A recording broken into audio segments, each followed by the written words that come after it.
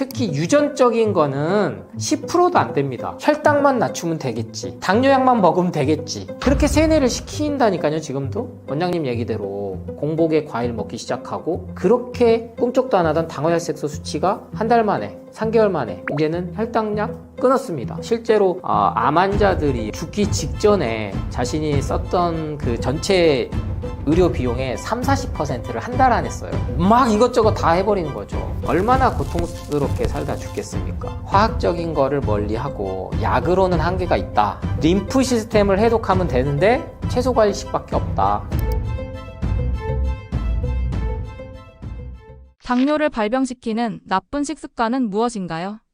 네, 지금은 당뇨 시대라 그래도 과언이 아닙니다. 암이 3명 중 1명이면 당뇨는 뭐 4명 중 1명이에요. 그리고 당뇨 전 단계 하면 훨씬 더 많이 거기 들어가는데, 왜 이렇게 우리가 갑자기 혈당에 또 집중하게 됐나? 물론 중요합니다. 중요하죠. 당뇨를 갖고 오는 것은, 모든 시작은 우리가 자연에 없던 물질을 만들면서, 즉 가공하면서 먹기 시작하면서 왔다는 게 확인이 됐거든요. 그 대표적인 게 설탕입니다. 설탕이 그래서 스트레스와 같게 만병의 근원이다. 모든 데 쓰이기 시작했고, 왜? 파는 입장에서는 많이 잘 팔게 하기 위해선 맛있게 만들어야 되잖아요. 근데 원래 우리 인간이 먹어왔던 건 과일이란 말이에요. 주식이. 인간이 과일을 좋아했냐? 그 단맛 때문에 그래요. 그럼 과일에도 과당이 있죠. 근데 이 단맛을 갖다가 연구를 해서 나온 게 사탕수수를 정제한 설탕의 형태고, 이것을 더 싸게 만들자, 더 중독을 만들게 하기 시작하면서 각종 화학 첨가제들이 연구되면서 모든 가공식품엔 들어갑니다. 실은 그래서 우리가 지금 맛있다라고 하는 맛집부터 해서 먹방이나 아니면 연예인들이 찾아가는 집들에 과연 인공 감미료나 인공 조미료 없이 자연의 단맛으로 낸 집이 얼마나 있을까 생각하면요, 저는 거의 없다고 생각을 해요. 저도 그래서 채소과일식 전파를 하면서 영상들이 이제 보실 때쯤에 나올 수도 있겠으나, 채소과일식 레시피 책을 안 낼 수가 없었어요. 왜냐면 채소과일을 원재료로 해서 우리가 먹을 수 있는 다양한 요리들을 소개를 해줘야 된다는 거죠. 왜냐면 이 식단들은 점점점 뒤로 더 많이 관심은 도외시되고, 어떻게 하면 특이하게 먹고 어떻게 하면 달게 먹고, 그러한 쪽으로만 음식 개발이 계속되는 거거든요. 우리가 원래 이렇게 당뇨에 걸리게 되지 않았다. 저는 항상 진화적인 측면하고 종교적인 측면 두 가지 말씀을 드리는데, 종교적으로 봐도 5,000년의 역사가 있고 700만 년의 역사가 있고, 현재 우리 종인 호모 사피엔스 종은 20만 년에서 25만 년으로 보는데, 그 이전의 인류까지 하면 우리는 수백만 년 동안에 걸쳐서 지금이 왔는데, 이 혈당, 당뇨에 의해서 멸종될 정도였으면 이렇게까지 긴 시간을 살아남지 못했습니다. 그래서 원래 내 몸이 문제가 있는 게 아니에요. 특히 유전적인 거는 10%도 안 됩니다. 특히 그걸 일형당뇨라고 하는데, 암도 마찬가지고요. 그래서 여러분이 가족력이 있으니까, 우리 외할머니, 우리 부모님 당뇨가 있으니까 유전적으로 내가 문제가 있다, 그거 알면 뭐합니까? 아는 순간 당뇨약밖에 안 먹어요, 여러분. 여러분이 설탕 든 음식 대표적인 게 뭡니까? 빵이죠. 밀가루, 라면, 피자, 부대찌개, 매일 먹고 있는 우리 제육이나 뚝불이나 모든 것에 설탕이 들어가요. 근데 이 설탕이 원가가 이제 점점 오르니까 뭘 쓰기 시작했냐? 아스파르탐, 스테비아, 에리스톨, 이런 것들이 인공 감미료를 쓰는데, 이게 200배, 300배의 단맛을 내니까 당연히 더 중독을 시키겠죠. 계속 먹게 되는 거예요. 모든 거에 들어갑니다. 다이어트 콜라에도 들어가고. 그러니까 이런 식생활 습관, 음식은 그냥 놔두고, 초초초 가공식품들은 놔두고, 혈당만 낮추면 되겠지, 당뇨약만 먹으면 되겠지, 그렇게 세뇌를 시킨다니까요. 지금도 당뇨약을 먹었을 때의 20년 후에 인슐린을 주사 맞았을 때의 그 결과는 이미 나와 있어요. 모세혈관들이 다 혈액순환이 안 돼서 손발을 잘라내고, 시력이 멀고, 합병증으로 인해서 결국에는 심부전증, 심장질환으로 인해서 사망합니다. 그 이전에는 콩팥도 망가지고 간도 망가지고 모든 게 안 좋아지죠. 당뇨라는 것은 단순히 예전에는 우리 세종대왕님도 소갈증이다 해서 그 소변에 포도당이 많이 나온다, 크레아틴, 단백질이 많이 나온다, 이걸로 안 좋다, 이런 단순하게 이렇게 과학적 현대과학에서 막 뭐라 해도 결국에는 내 몸에 안 좋은 음식들이 계속 들어와서 독소를 배출해주는 속도보다 더 많이 포화된 상태로, 그게 지금에서 부르는 만성염증이다. 그래서 당뇨가 걸린다는 거는 만성염증이 많이 쌓여 있어서 신진대사가 모든 게 원활하게 돌아가지 않는다라고 기억을 하시고, 그 원인은 먹는 거에서부터 있다. 그렇게 생각하시면 되겠습니다. 과일은 혈당을 급격히 올려 당뇨 환자에게 해롭다는데 정말인가요? 이 과일의 과당이 혈당을 올려서 먹으면 안 된다 얘기만 들으면 저는 혈압이 오릅니다, 진짜. 특히나 뭐 주스는 더더욱 먹으면 안 된다. 그거에 관련된 연구 논문은 한 편도 없습니다, 여러분. 제가 말씀드린 연구 논문 기준은 사이언스, 여러분이 들어보셨을 네이처지, 이런 수준의 거예요. 왜 그러면 여러분 이 얘기가 안 맞다라는 거는, 모든 전문가들이, 건강 관련 전문가들부터 해서 암 전문의, 뭐 일반 의사부터 해서 약사 아니면은 자연치유 하신 분들, 모든 분들이 하시는, 그리고 유수의 요양기관부터 해서 암센터에서 하는 말이 뭡니까? 건강하려면 채소 과일을 충분히 먹어라 얘기를 하잖아요. 근데 과일이 혈당을 올려서 급상승시켜서 인슐린 저항성을 갖고 오고 혈당 스파이크를 갖고 온다라는 게 연구 논문에 의해서 이게 확연히 드러나 수도 없지만, 있다면 채소만 먹으세요라고 얘기가 나왔겠죠. 채소 과일 통틀어서 500g을 먹으라는 WHO 세계보건기구의 공고와, 우리나라는 선진국이잖아요. 그러면 우리나라 보건복지부와 식약처에서 채소 과일이라고 콕 집어서 말하는 이유가 있는 겁니다. 근데 정말로 과일이 혈당을 올려서 간 수치를 올리고 지방간을 갖고 오고 인슐린 저항성을 갖고 와서 결국에는 살을 찌게 하고 그걸로 인해서 당뇨가 온다? 모순되잖아요. 그러니까 우리는 이 똑같은 정보를 두 개만 놓고 비교해도 이건 말이 안 되는데? 모든 암을 예방하는 데 있어서, 아니면 암을 회복하는 데 있어서도 먹으라고 하는 게 채소 과일이에요. 근데 이걸 교묘하게 채소는 식이섬유 때문에 먹어야 된다, 과일의 과당은 설탕과 똑같다, 포도당과 똑같다, 단당류다, 열려있는 설탕과 똑같다, 이래놓고 우리 아이들부터 해서 성인 남녀노소 할 것 없이 다 먹고 있는 게 사탕, 젤리, 초콜릿, 그런 거를 이렇게 혈당 올린다고 먹지 말라고 하는 마케팅 보셨어요? 없어요. 초콜릿은 반대로 혈당 그렇게 안 올립니다. 급상승 안 시켜요. 근데 최악의 음식이죠. 그러니까 단순히 혈당을 올린다라는 그 개념만, 특히나 이 수치에 매몰돼서 그래요. 아주 자연스러운 겁니다. 더 예전에는 200까지도 자연스럽게 봤어요. 지금도 마찬가지예요. 지금도 건강검진표 보면 기준치가 점점점, 뭐 지금은 160으로 돼 있습니다만 예전에는 혈압도 160까지 정상이었어요. 근데 지금은 120에 80, 수축기, 이완기, 그게 완전히 딱 가둬놔 버린 거죠. 그러면 혈당도 공복 혈당 100, 식후 혈당 120 넘으면 안 돼. 그리고 당하혈색소 6.5, 이런 식으로 완전히 그 1만 넘어도 만들어버렸단 말이에요. 그런데 우리 몸은 자연스럽게 혈압과 혈당을 조절할 수 있는 능력이 있어요. 근데 그걸 인위적으로 혈압약이나 혈당 조절하면서 그 능력이 없어지면서 부작용이 심해진 거고, 그 조절 능력을 원래 갖고 있게 해준 게 채소 과일입니다. 문제시 되는 것은 정말 품들 잔뜩 먹고 나서 과일을 또 많이 먹으니까 거기서 문제가 되는 거지, 공복에 바나나, 사과 얼마든지 먹고 살아온 시절이 이렇게 긴데 인제 와서 공복에 바나나 먹으면 안 돼요. 운동을 격렬하게 하시는 분들 외에는 바나나 먹으면 혈당 올라서 안 돼요. 이게 말이 안 맞잖아요, 여러분. 마라톤 하시는 분들이 얼마나 바나나 많이 먹다가 이런 근거 없는 거에, 그러니까 단순한 거죠, 기전이. 과일을 바로 소화 흡수가 안 될 정도로, 불필요할 정도로 우리 몸에 바로 흡수가 되니까 간과 콩팥이, 위와 장이 할 일이 없을 정도로 완벽한 음식인데, 이 과당만 추출해가지고 만든 액상과당, 옥수수 시럽으로 만든 과당, 여러 뭐 설탕으로 만든 과당, 싸구려로 만든 과당, 이런 시럽들이 문제가 됐던 거지, 자연 있는 그대로의 이 과일의 과당은요, 무기질 미네랄들이 모든 것들이 복합적으로 적용해서 혈당 상승을 갖고 오지 않는다.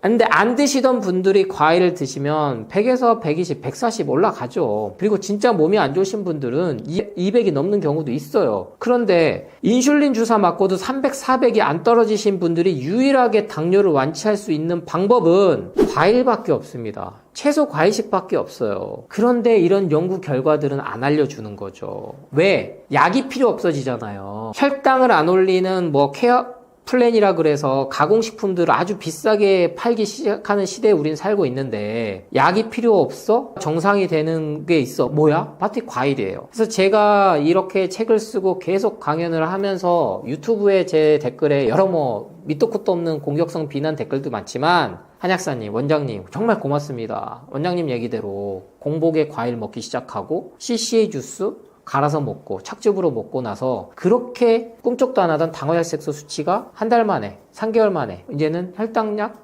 끊었습니다. 고혈압약, 고지혈증약 다 끊었습니다. 하는 댓글들이 너무나 많아요. 저는 그런 걸로 돈을 못 벌죠. 제가 제 유튜브 채널을 열심히 하는 입장도 아니고. 그렇기 때문에 여러분이 특히 당뇨에 지금 정말 고통받으신 분들은 이 방법을 이제는 실천을 불안하고 공포 불안 그거를 이겨내셔야 되는데 한 번에 제가 약을 끊어라 마라가 아니에요. 그러면은 담당 주치의와 상의하시면서 검사하시면서 그렇게 하나씩 시작을 해보시라는 거예요. 양을 늘려 나가 보시라는 거예요. 초초초 가공식품 완전히 제한하고 과일은 못 드시면서 믹스커피는 하루에 5잔씩 드신다니까요. 왜? 믹스커피는 몸에 좋다고 막 하니까. 그래서 유튜브에 참 순기능도 많지만 건강정보만큼에 있어서 혼란스러움을 가져올 수밖에 없다라는 말씀을 드립니다. 당뇨를 예방하고 관리하기 위해 피해야 할 음식과 반드시 포함해야 할 음식은 무엇인가요? 정말 우리 빵순이 빵돌이들 너무 많아요. 그러니까 GI 수치로 하나 어쩌나 막 이런 얘기 하지만 그것도 이제는 수치 개념이 안 맞아요. 안 맞다고요. 근데 여러분들 과일만큼 안전한 음식이 없지만 그 연속 혈당 측정기가 나오면서 의사분들도 많이 하고 저도 해봤습니다만 혈당 스파이크를 치지 않는다는 건 금방 확인이 돼요. 근데 제일 재밌는 게 특정 브랜드처럼 얘기해서 그렇습니다만 휴게소에서 많이 파는 충무김밥, 흰 쌀밥하고 김만 먹었을 때 싼 그 김밥이 혈당을 제일 많이 급상승시킨다는 연구들이 많이 있어요. 그러니까 탄수화물인 거죠. 근데 흰 쌀밥을 갖다가 과일처럼 혈당 올린다고 먹지 말라고 하는 그런 거 세뇌 당해 보셨어요? 없어요. 없다고요. 왜냐면 흰 쌀밥은 아무리 많이 먹어도 당뇨를 낳게 하지 않으니까. 이게 이해되시겠어요? 그래서 간간히 이제 현미를 드셔야 된다. 이 정도 얘기하지 쌀밥 드시면 절대 안 됩니다. 이렇게 얘기 안 하잖아요. 그래서 현미조차도 몸을 좋게 만드는 게 바로 확인이 돼버리니까. 왜?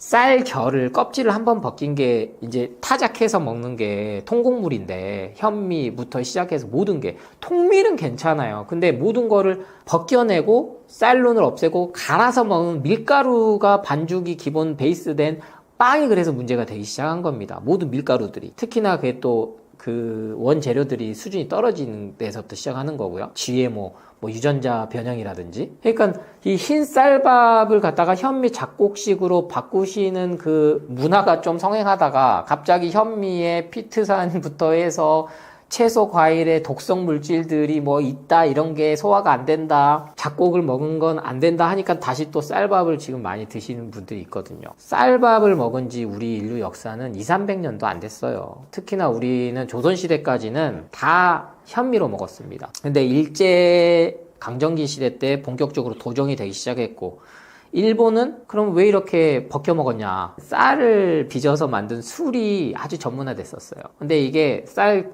껍질을 쌀눈을 다 제거하고 했더니 술 맛이 부드러운 거예요. 그래서 도정을 해야 된다는 건 더 가공이 돼야 된다는 거고 인건비가 더 드니까 예전에는 귀족들만 먹었단 말이에요.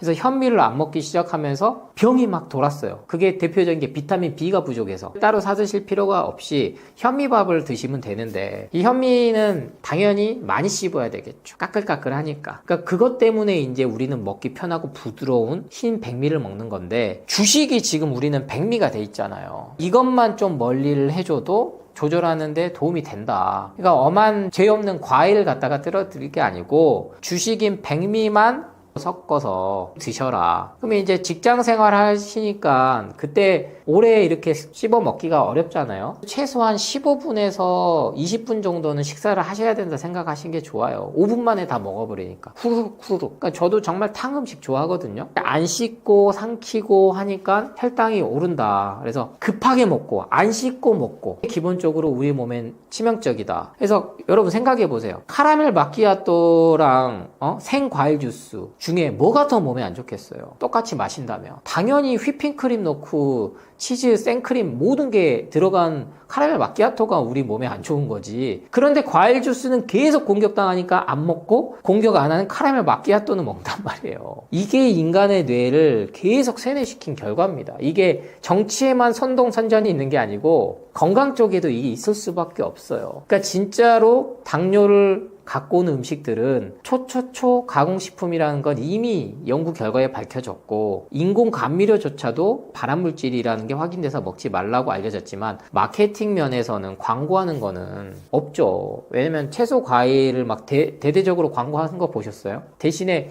자꾸 못 먹게 만드는 그러한 것들만 나오는 거죠. 특히 유튜브에 그게 너무 심해요. 유튜브에. 그러니까 당뇨를 개선하는데 가장 좋은 음식은 제가 채소 과일이다 말씀드렸다면 피해야 될 음식은 거꾸로 우리가 지금 매일 먹고 있는 흰 쌀밥. 그러니까 탄수화물, 빵도 그래서 통밀로 바꿔서 드시고 이러한 노력만 좀 해주셔도 반드시 여러분들 몸은 회복하신다. 자신의 몸을 좀 믿으시기 바랍니다. 당뇨 관리가 왜 중요하고 당뇨를 방치했을 때 어떤 합병증이 생기나요? 당뇨는 여러분 이게 별개의 질환이 아닙니다. 근데 혈압과 마찬가지로 수치에만 집착하게끔 의학이 제약 기술이 발달했어요. 그건 당연한 거예요. 우리 몸을 해부를 하고 실험을 한 게 이제 제1차 세계대전 때 가장 많이 발달을 했고 1, 2차 세계대전 기간 동안에 비약적으로 발전했죠. 어떤 측면에서 외과적인 수술에서 혈관을 갖다가 꿰맨다든지 이러한 거는 분명히 인간의 생명을 연장을 시켰어요. 아주 자잘한 몸에 이제 혈관이 뭐 12만 킬로미터 정도가 된다고 표현을 하는데 모세혈관들은 어마어마하게 더 많죠. 그리고 여기에 핵심인 게 림프 시스템이 있어요.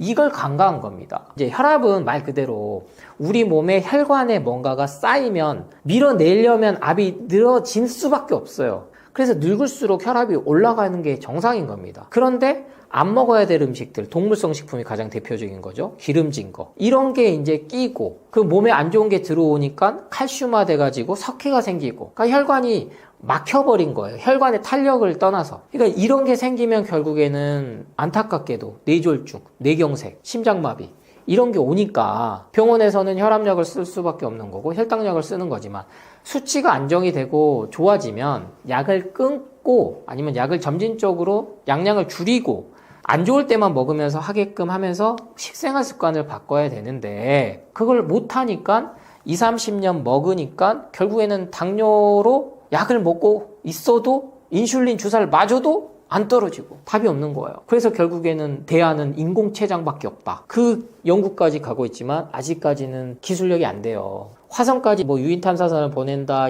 식민 개발을 한다, 이민을 간다, 우주로 이민을 간다는 것까지 하고 있습니다만 우리 몸은 정복이 안 되는 거예요. 그래서 당뇨에 대한 공포 불안도 상당히 심합니다만 혈당에 대한 거 가지고 단순히 수치로만 접근을 해서는 안 된다. 그래서 여러분이 만성염증이 생기는 것도 이것과 다 관련이 돼 있고 그러니까 류마티스염이라든지 저도 일선 현장에서 이것저것 약 써보고 다 안 되시는 분들 한약을 써도 안 되시는 분들도 있죠. 그래서 그렇다는 거예요. 그러면은 다른 걸 일단 모든 화학적인 걸 끊고 나서부터 식생활만 바꿨더니 나는 당뇨는 없는데 혈당은 그렇게 검사했을 때 이상이 없으신 분이에요. 근데 이분이 류마티스염이나 이런 걸로 너무나 고통을 많이 받으셨단 말이에요. 근데 식생활을 바꿨더니 류마티스염도 좋아져. 그러니까 혈당 수치가 정상이라고 해서 또 안심하셔도 안 된다는 겁니다. 여러분이. 앞으로도 당분간은 모든 게 호르몬이 유기적으로 연결되어 있기 때문에 인슐린만 작용하는 게 아니에요.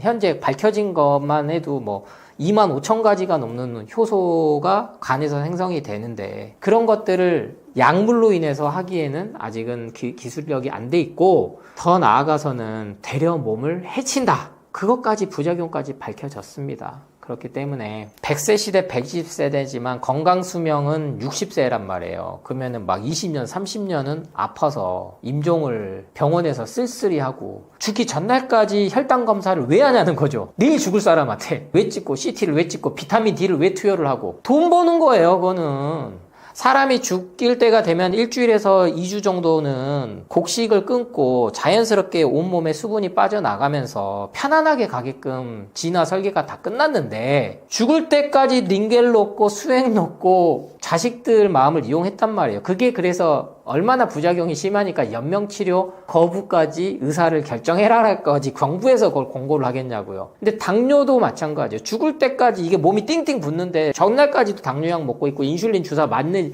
이유가 없다는 거죠. 그래서 우리 인간은 자연사를 존엄하게 죽을 수 있는 권리도 있고 그렇게 돼 있습니다만 혈당 수치가 문제가 아니에요. 당뇨나 혈압이나 이런 모든 것들을 잘 관리를 못하면 결국엔 존엄사는커녕 죽을 때까지 하나의 실험체로 쓰이다가 돈을 다 쓴다. 실제로 암 환자들이 죽기 직전에 자신이 썼던 그 전체 의료 비용의 30-40%를 한 달 안에 써요. 한 달 안에. 그리고 1년치의 그 절반 이상을 쓴다는 연구 결과도 있어요. 막 이것저것 다 해버리는 거죠. 어차피 죽을 사람한테 이 검사 저 검사 뭐 신약부터 해가지고 얼마나 고통스럽게 살다 죽겠습니까? 그래서 그런 것까지 생각을 한다면 화학적인 거를 멀리하고 약으로는 한계가 있다. 이거는 분명한 사실이기 때문에 수술로도 안 되는 거잖아요. 이건 뭐 남의 피 갖다가 다 수혈 받아도 이건 안 되는 거예요.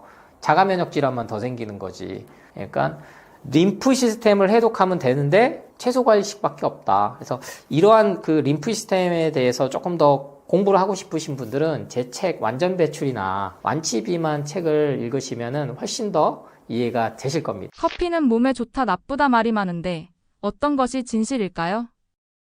이거 불편한 진실이에요. 네, 제가 채소 과일식 전파와 함께 건강하고 행복하게 살려면 가장 먼저 뭘 해야 되냐. 그걸 했을 때 저는 이제 술, 담배 끊어라 이거는 당연한 거지만 커피 마시지 마라 이 얘기한 전문가가 별로 없습니다.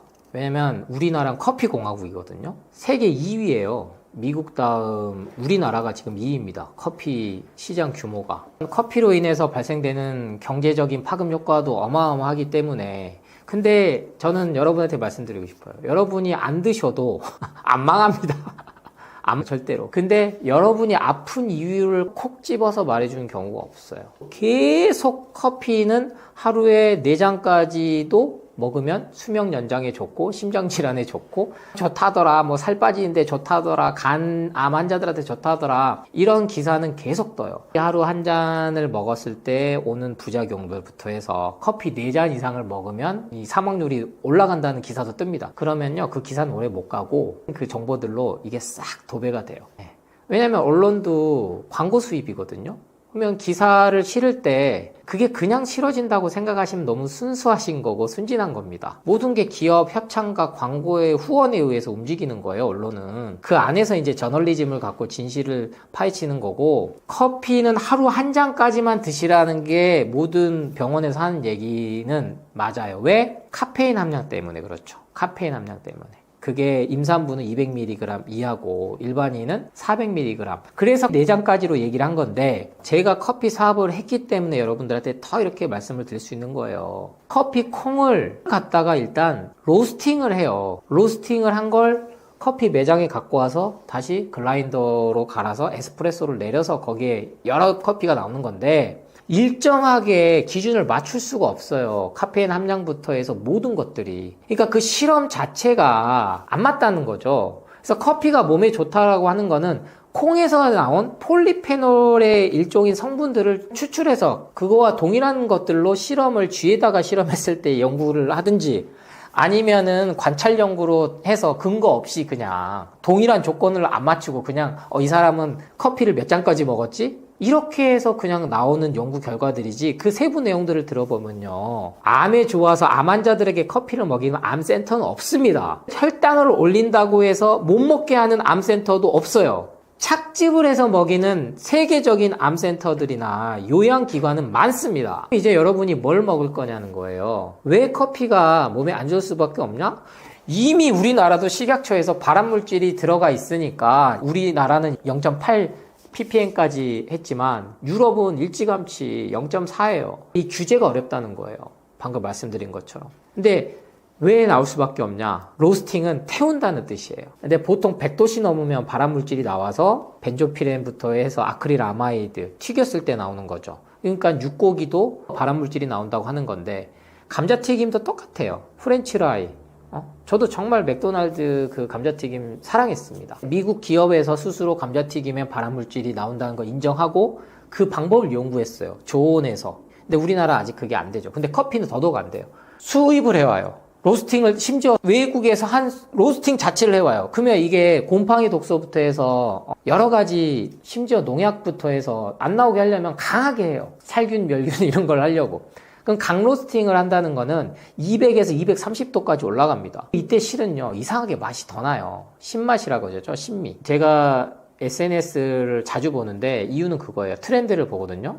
광고가 이렇게 뜨더라고요. 결점들을 없앤 커피빈 로스팅. 결점이란 건 뭐냐면 콩이 쉽게 얘기하면 파괴된 거죠. 깨진 거죠. 그럼 거기에서 산화가 되기 시작해서 여러 곰팡이 독소부터 해서 안 좋은 물질들이 나오는데 그걸 통째로 로스팅을 하고 근데 거기는 150도 미만으로 이제 좋은 로스팅을 한다는 거예요. 약전율을 한다는 거죠. 그러면서 맛은 잡아냈다. 그러면 그 외의 것들은 다 몸에 안 좋다라는 겁니다. 거꾸로 얘기하면. 거기에서 나오는 그 기름, 그 거품이 나오는 게끔 하는 그 기름들. 이게 또 고지혈증, 이상지지혈증을 갖고 온다는 게 확인되고.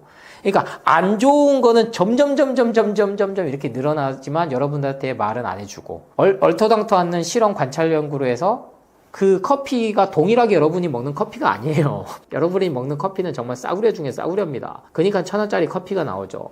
로브스타 정말 싼 거 쓰고 어떻게 결점도 일일이 고르는데 그게 인건비 때문에 그런 가격이 나오겠어요. 그래서 카페인은 둘째 치고라도 먹게 되면 우리가 여러분 정말 많이 들어봤던 스트레스 호르몬 코르티솔 콩팥 위에 있는 부신이라는 장기를 자극해서 그거를 업을 시키는 거예요. 그러니까 각성 효과 때문에 하는데 스트레스 호르몬은 우리 몸에 안 좋다는 게 이미 확인이 됐어요. 이게 균형이 맞아야 되는 거지 조절이 깨지면 아프기 시작했는데 그게 바로 갑상선 기능 항진증 저하증인 겁니다.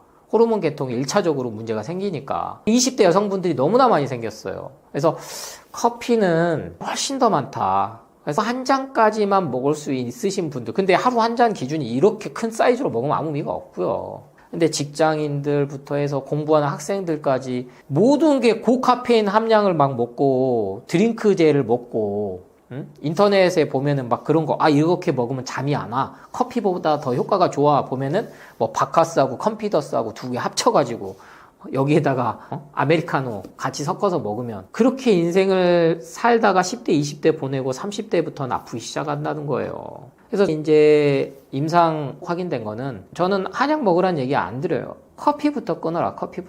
커피하고 유제품부터 끊어봐라. 그렇게 시작이 됩니다. 제 상담은. 그거 하고도 아프면 와서 나한테 상담받고 한약 먹어라. 이거지. 채소 과식도 안 하고 커피도 안 끊고 유제품도 안 끊고 안 한 상태에서 와서 한약만 드시려고 하지 마라. 다 바꿔보고도 안 됐을 때 그때 쓰셔야 된다라는 말씀을 드리는 거예요.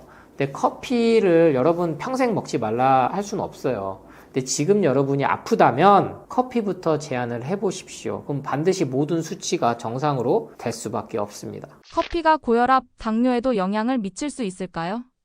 여러분이 제일 무서워하고 여러분을 보험을 들게 하고 건강검진을 받게 하는 게 암하고 치매입니다. 암하고 치매 원인을 계속 모른다 이렇게 얘기하지만 이 원인은 다 밝혀졌는데 그 중에서도 특히나 특정 뭐 베타 아밀로이드 이런 단백질류 말고 덩그러져서 말을 하는 게 있어요.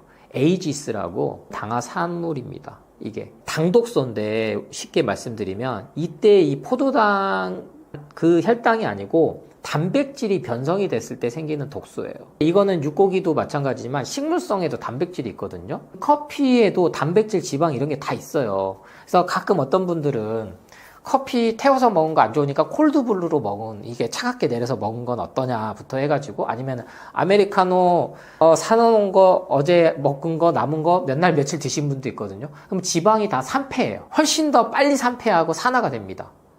그리고 단백질이 변성이 되면서 고온에서 그리고 압축을 한 번 더 하잖아요. 수증기가 물이 또 들어가고 거기에 우린 또 뭐까지 먹냐.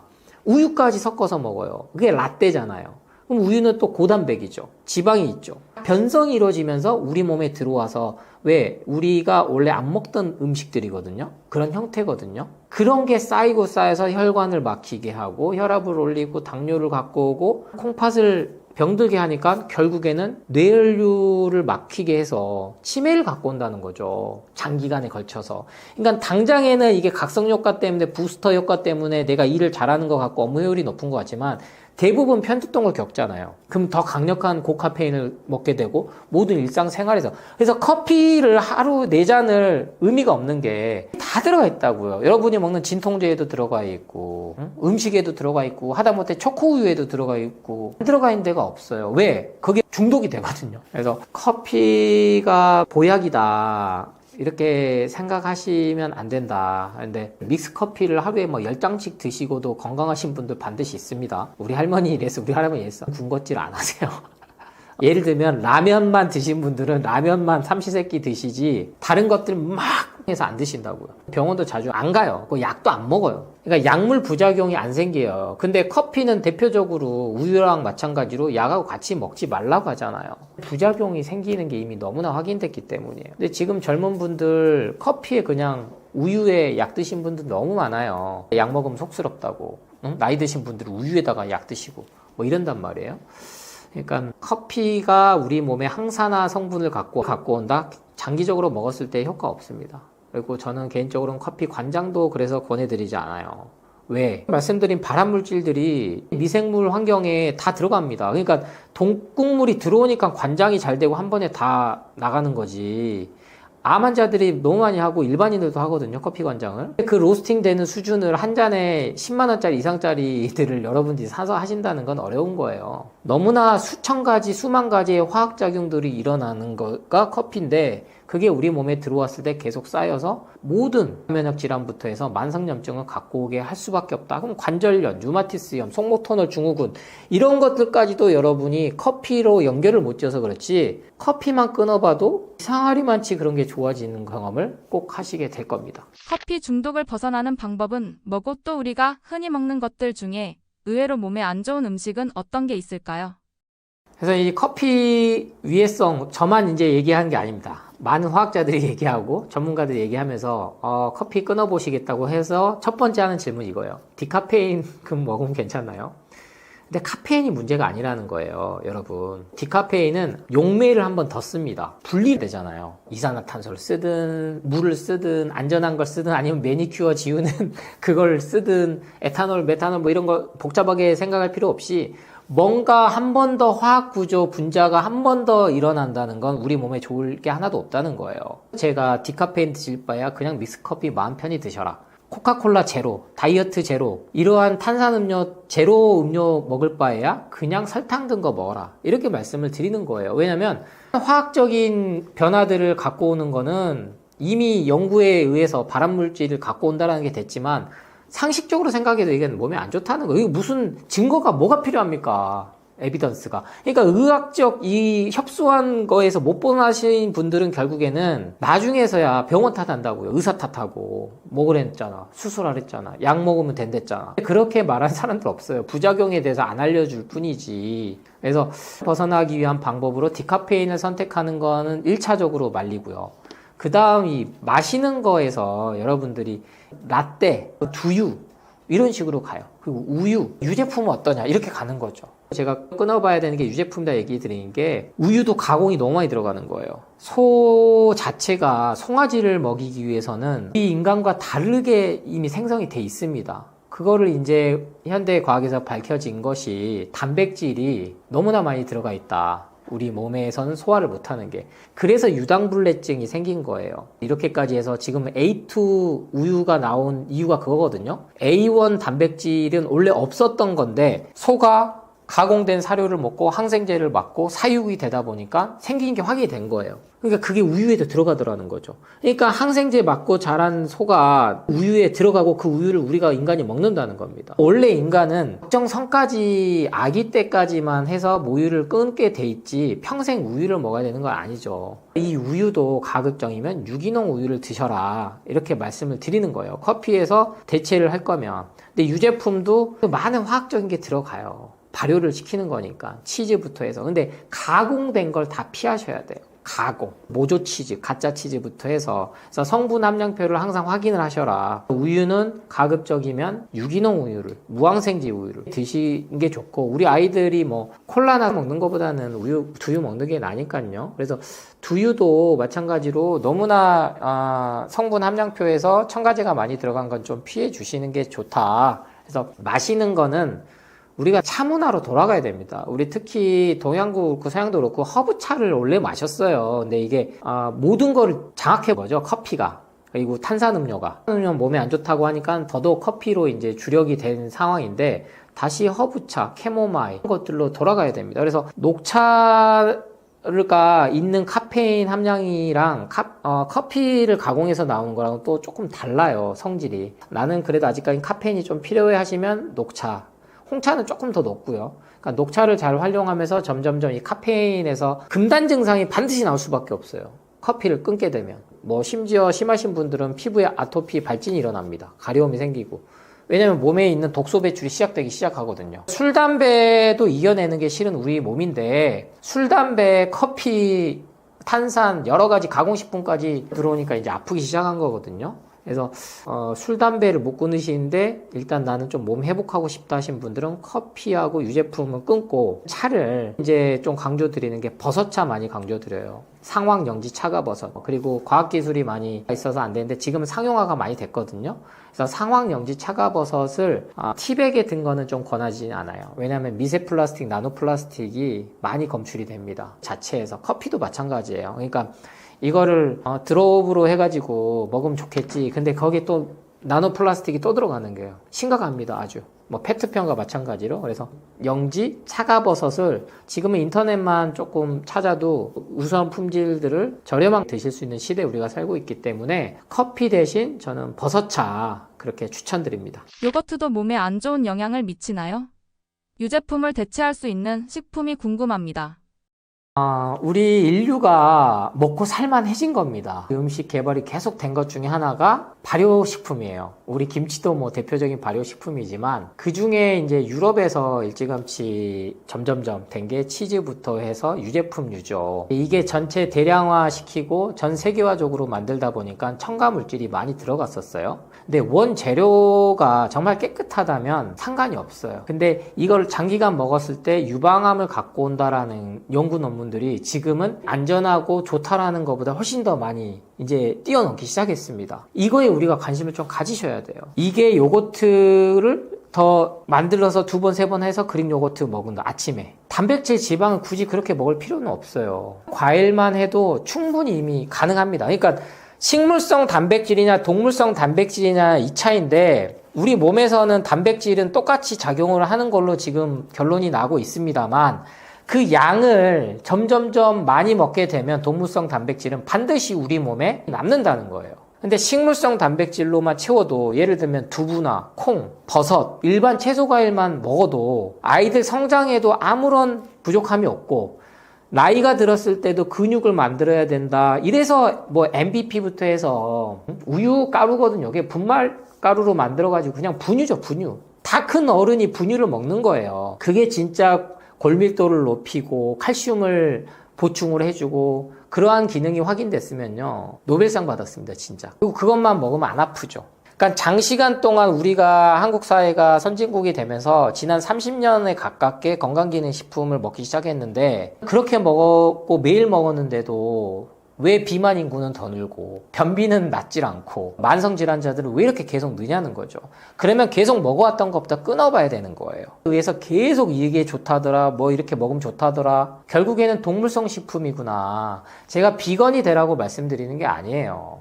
근데 이걸 매일 먹어서는 안 될 거를, 왜 소화 흡수가 안 되는데, 그래서 몸에 다 독소로 남겨서 염증이 되는 건데, 염증이 쌓여서 림프 시스템이 작동이 안 되면 그게 암 진단을 받는 거거든요. 또 그 암을 하고 방사선 하면서 면역 체계가 다 흐트러지고 또 그 부작용으로 또 전이돼서 또 수술하고 10년, 20년에 걸쳐서 시작이 여러분이 매일 무엇을 먹느냐에 따라 달려있다. 이게 돈이 안 되기 때문에 알려주는 의사, 약사, 건강 전문가, 그래서 여러분이 책을 관심 있게 보셔야 되는 이유긴 합니다. 왜? 분명히 제가 여러분 커피는 몸에 안 좋아요 하면요, 반대적으로 커피는 몸에 좋다는 게 어느 날 더 많이 막 돌아요. 왜? 커피 회사에서는 그렇게 마케팅 해야죠. 커피 회사에서 만든 걸로 저는 보여지는 PPL로 보여지는 쇼츠 영상들 보면요, 저도 믹스커피 다시 먹고 싶어진다니까요. 단백질, 지방 모든 게 완벽하게 돼 있고 거기에 있는 기름은 깨끗하고, 팜유를 아주 기름으로 둔갑을 시켜버리잖아요. 팜유가 쓰레기 음식이고 기름인데, 근데 자연에서 온 채소 과일에 대한 공격은 계속 오니까 가공식품은 안전하다라는 게 돼 있어서 유제품을 자꾸 드시게 되는데, 그렇지 않다. 그래서 이런 거를 챙겨 먹지 않아도 되지만 군것질 때문에 먹는 거예요, 실은. 그래서 저희 아이도 과자는 안 먹어요.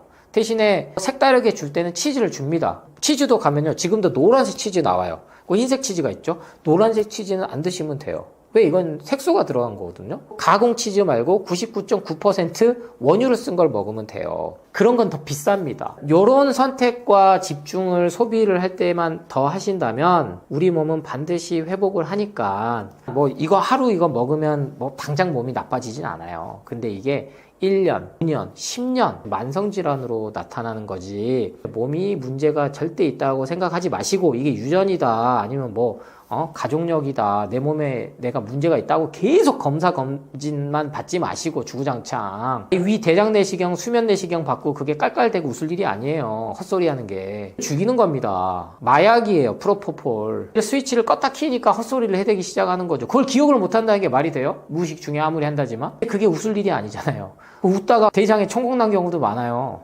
깔깔대고 웃다가. 웃지 못할 일이죠.